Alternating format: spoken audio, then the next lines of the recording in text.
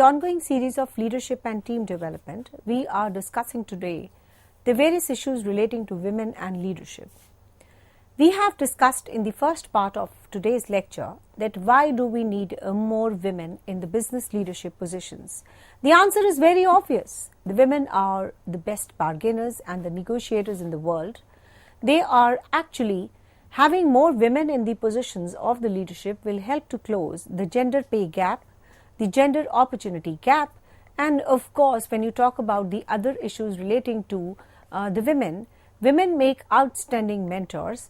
And of course, it is very important that males are currently less likely to mentor women than they are more mentors than men, which is one of the most challenging women face.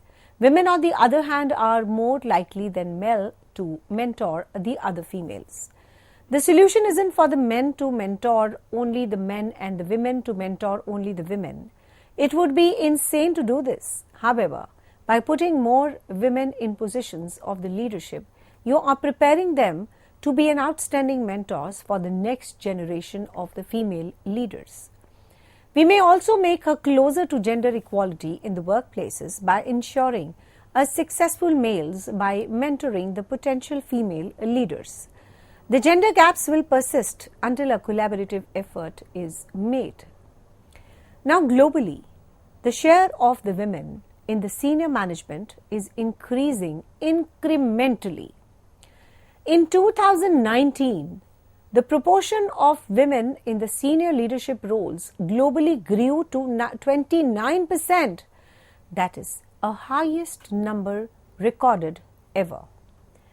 And if you compare the position of 2019 to 2020, this percentage remains the same. 87% of the global mid-market companies have at least one woman in a senior management role in 2020. The proportion of women in the senior leadership differs by role. Women are overrepresented in support functions like administration, while men tend to be concentrated in operations, in profit and loss, in research and developments, all viewed as very critical experiences for a CEO and board level positions. So this particular trend is, really bad. Why? Because women is always, incorporated in the corporate decision making only for a supporting role. Why? Why she is not swapped or why she is not put into a position for the operations, for the research and development, for the critical decision making? Because if she is not given these kind of opportunities, the future is very dark. And they are all viewed, basically the training, if you give them for the research and development, for the critical operations, for the profit and loss aspects decision making, she will be trained as a future CEO and a good position of a C-suite. But this position is denied to her, which is really a bad thing. In 2020, 40% of the human resource directors are women compared to 17% of the chief marketing officers and about 16% of the chief information officer. The statistics are not very encouraging, but yes, very slowly they are evolving and moving towards a higher percentage. 87% of the global mid-market companies have at least one woman in a senior management role in 2020. The proportion of women in a senior leadership differs by role. Women are overrepresented in support functions like administration, etc. And these critical positions, as discussed, have been denied in her overall perspective. The higher up the corporate ladder, the fewer women. A 2020 analysis by Mercer of about 1,100 organizations across the globe found a very leaky pipeline for the women in the leadership. And it's very important to discuss the global scenario because it is going to give us the lessons for India and of course how we are going to transform and change the position and make the position very good for the women to take up the higher position roles. So this 2020 analysis, which was done in 1,100 organizations across the globe, was found to be very leaky. So let us discuss the statistics. For the executives, it was only 23%. For the senior managers, it was 29%. For the managers, it was 37%. For professionals, it was 42%. And for the support staff, it was 47%. Again, the statistics very clearly exhibit that women is more in terms of percentage and employment in a support role compared to the critical positions which she is more actually better for. Now let us discuss the trends of Asia Pacific. In Australia, the men dominate the senior level of management. In 2019, women represented just over a third, that is 36.7% of all managers in Australia, which is like 1/3 of the total positions, which is extremely bad. And women are less likely to reach the top level of the management. In 2019, women accounted for 33 for senior, 30 for executives, 30 for key management, and 17 for CEO and head of the business. So in Australia also the trend is not more than 1/3, and if you talk about top in hierarchy, it is just 17%. India has the third lowest global representation of women managers, ahead of only South Korea and Japan. In 2019, women held about 8 positions of the management roles, 9% of the business management roles, and were only 2% of CEOs in India. Japan has set targets for increasing women in leadership positions by 2020.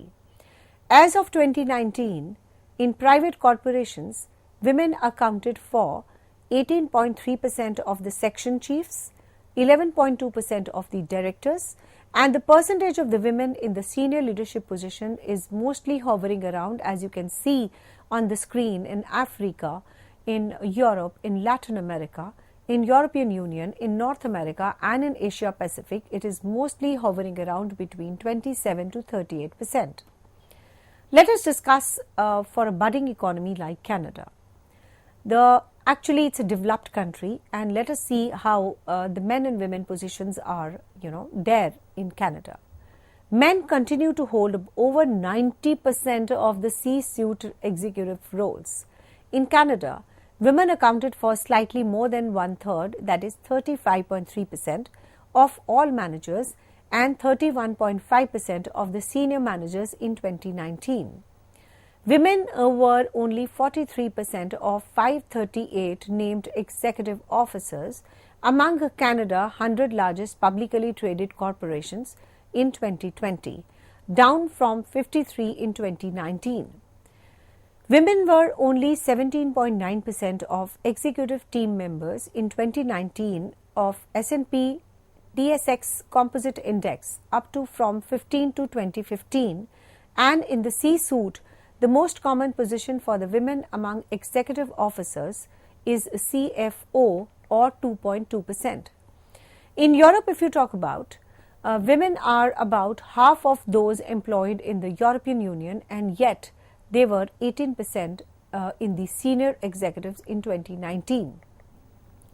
Among the largest publicly listed companies in European Union, in 2020, only 19.3% of the executives and about 7.9% of the CEOs are women.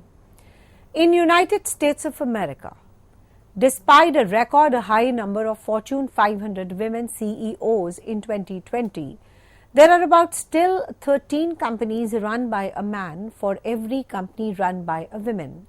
In United States, women were nearly 47% of the labor forces, but only slightly over a third, that is 40% of the managers in 2019. In 2019, white women held almost a third, 32.3% of all management positions. Women of color held a drastically small share of management positions. That is, in Latinas, it was only 4.3%. For black women, it was just 4%, whereas for the Asian women, it is just 2.5%. The trends are really depressing. In 2019, the women made up a highest share of the managers in the human resources, that is 74.8%. Their share of the management in selected other industries was the medical and health services was 69.7%, For food services, it was 46.5%, and women are falling behind early in their careers. In the first 11, women managers were hired and promoted like men, and there would be 1 million more women in management over the next 5 years. So, all these trends are very, very, discouraging. The women leadership and the political participation is another important thing which we would like to discuss here. Women, equal participation and the leadership in the political and public life are very essential, and in the political and the public life to achieve the sustainable development goals by 2030. However, data shows that the women are underrepresented at all levels of decision making worldwide, and achieving a gender parity in political life is very far off. Women in executive government positions. As of 1st September 2021, there are 26 women serving as the heads of the state and the government in 24 countries. At the current rate, gender equality in the highest positions of the power will not be reached for another 130 years. Just 10 countries have a women head of the states and 13 countries have a women head of the government. Only 21% of the government ministers were women, with only 14 countries having achieved 50% or more women in the cabinets. With an annual increase of just 0.52 percentage points, gender parity in ministerial positions will not be achieved before 2077. The 5 most commonly held portfolios by the men ministers are family, children, youth, elders, disabled, followed by the social affairs, environment, natural resources, energy, employment, labor, vocational training, and the women affairs and the gender equality. Now let us discuss about women in national parliaments. Only 25% of all national parliaments are women, up to 11% in 1995. Only 4 countries have 50% or more women in parliament in a single or a lower house. Rwanda with 61% and Cuba with 53%, and Bolivia with 53% and United Arab Emirates by 50%.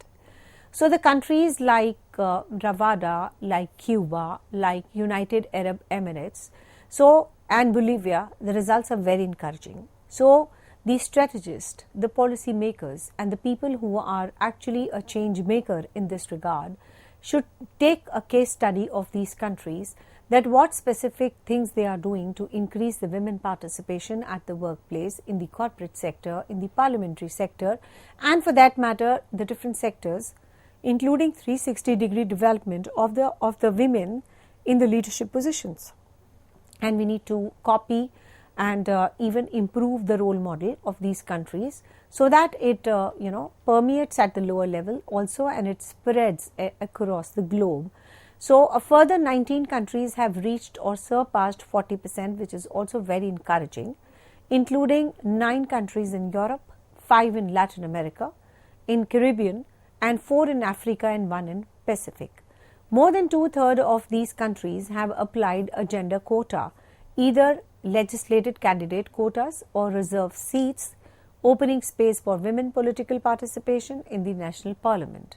So globally, there are about 27 states in which the women account for less than 10% of parliamentarians in a single or a lower house, including 4 single lower chambers with no women at all. So at the current rate of progress, gender parity in the national legislative bodies will not be achieved before 2063. In the Latin America and Caribbean and the European and North America, women hold more than 30% of the parliamentary seats. In North Africa and the Western Asia and Oceania, there are less than 17% of the women in national parliaments. The women represented is the lowest in the Pacific Island, and the states as women hold 6th position of the seats, and they are not represented in parliaments in the 3 countries. And when you talk about women in the local government, Data from 133 countries show that women constitute 2.18 million, that is 36% of elected members in the local deliberative bodies, and only 2 countries have reached about 50%, and an additional 18 countries have more than 40% of the women in the local government. The regional variations are also noted for the women representation in the local deliberative bodies as of January 2020.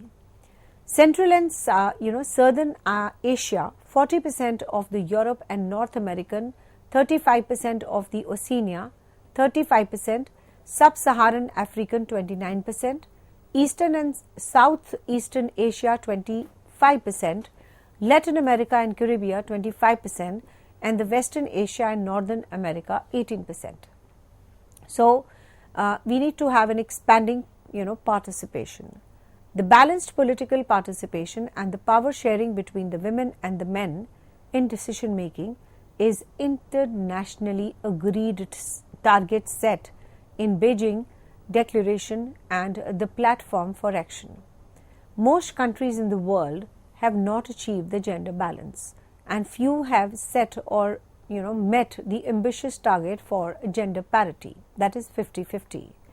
So, there is an established and a growing evidence that women leadership in political decision making process improves them.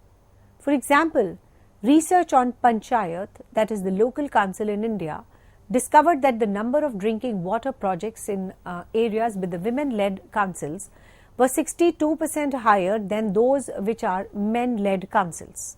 In Norway, a little causal relationship between the presence of women in municipal councils and the child care coverage was found.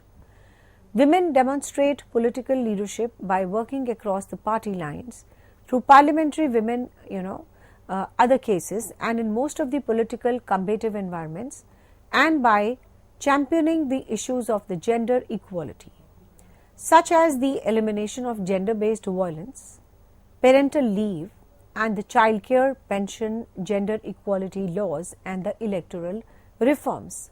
So, here you can see the particular graph which shows that the number of countries where the de facto highest position of executive power was held by women from 1960 to 2021.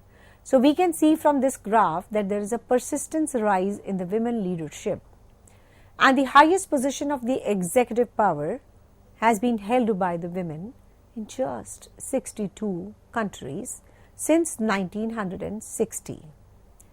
The first democratically elected female Prime Minister was Sirimao of Sri Lanka, who took over the leadership of Sri Lanka Freedom Party, where her husband was assassinated in 1959. She successfully led her party to a victory in 3 elections, in 1960, in 1970, and in 1994. However, the constitutional changes in 1980 meant that her final term as a Prime Minister was spent in a more ceremonial role, while the President now held the real executive power, although the President at all times was also a woman. So, Sri Lanka is one of just 14 countries that has had more than one woman in the highest positions of the executive power, and most of these countries can be found either in the Indian subcontinent or in the northern Europe. Of these 13, Finland, Moldova and New Zealand are the only countries to have had 3 female leaders, including their current Prime Minister. Now we will discuss the longest serving female leaders. The women who have served the largest consecutive terms in these positions are Angela Merkel of Germany. She had a term for over 16 years. Dame Charles of Dominica had a term of 14 years and 328 days. The Alan Johansson Sirleaf of Liberia led a term for 12 years and 6 days. So the longest non-consecutive terms were held by Indira Gandhi for 16 years for 15 days and the current Prime Minister of Bangladesh, Sheikh Hasina, over 17 years in total. So since 1960, 75 women have held the most powerful positions of executive power in their respective countries. Since it was the first election in 1960, the number of women in power have grown slowly, with the fastest growing coming in the past 12 years. And at the end of 2021, there are currently 14 countries led by women, and this years has seen the end of women regions in the Germany, Myanmar, Norway. But the first time ascent of the women was in Estonia, Tanzania, etc. So Sweden was also, elected Magdalena Andersson in 2021. However, she resigned in protest less than half a day later before she was sworn in, and although it is uncertain and due to the nature of Swedish politics, there is a chance that she will be elected again in the coming weeks. And despite growing number of female leaders in the recent years, there has been more than 18 women in those positions of power in a single year, which is less than 10% of the number of men who have held these positions. And as today, there are about 193 United Nations member states. So having women in leadership roles is more important than ever. Why?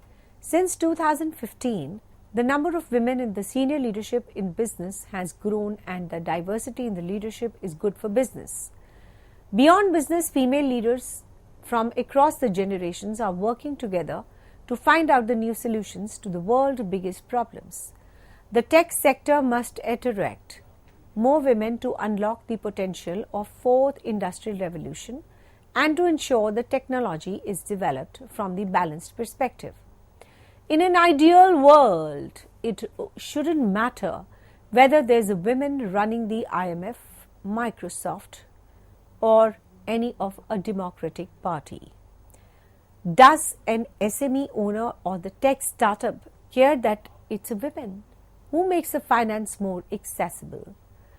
If a minor factory worker or a fisherman gets a better share of the profits and can send his or her children to school, are they bothered that a women made it possible?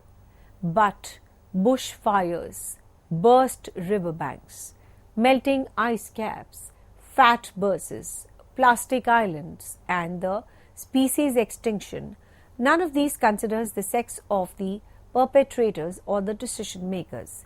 Yet, encouraging women into leadership positions remain a very crucial and a critical in our era, and giving the fast approaching challenge of the future.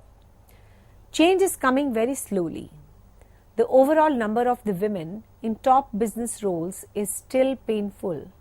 Only 5% of CEOs of the major corporations in the United States are women. But there are reasons for optimism. Since 2015, the number of women in the senior leadership has grown, particularly in the C-suite, where the representation of the women has increased from 17 to 21%.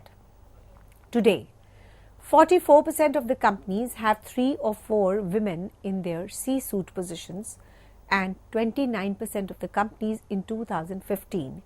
Corporate America scores much lower than France or Norway, where the business averages or more than 40% of female representation on the board of directors. Diversity in leadership is good for business. For example, a Harvard Business School report on the male-dominated venture capital industry found that more similar the investment partner, the lower their investment would be. And in fact, the firms that increase their proportions of the female partner hires by 10% on an average to 1.5% spike in the overall returns each year, and about 9.7% more profitability exists. So we can see here the percentage of women in the company's board of directors. So we can see here that the overall World Forum says that it is about over 1/3. So it is about 1/5, it is about 1/10. And these evolving job needs are empowering the women and leveling the playing field. The new services economy doesn't rely on the physical strength but on the skills that come easily to women, such as determination, attention of detail, and the measured thinking. The female brain is naturally wired to a long-term strategic vision and the community building. The emergence of the female leaders can now be very, centrifugal force for good in the world.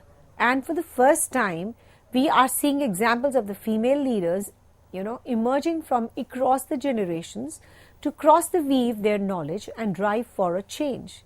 And of course, we can also take the very crucial examples of environment and of the climate.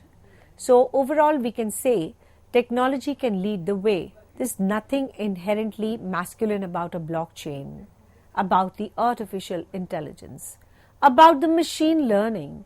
The computers are andronyms by nature, and that said, the technical sector remains heavily dominated by men, and according to a World Economic Forum report, greater challenge preventing the economic gender gap from closing is women underrepresentation in these emerging roles. So efforts have to be put together to increase the role of women inherently in the fields like blockchain, artificial intelligence, machine learning, and other contemporary phases which are thriving, because if the female is there, the future of the females will be better in the leadership positions from now.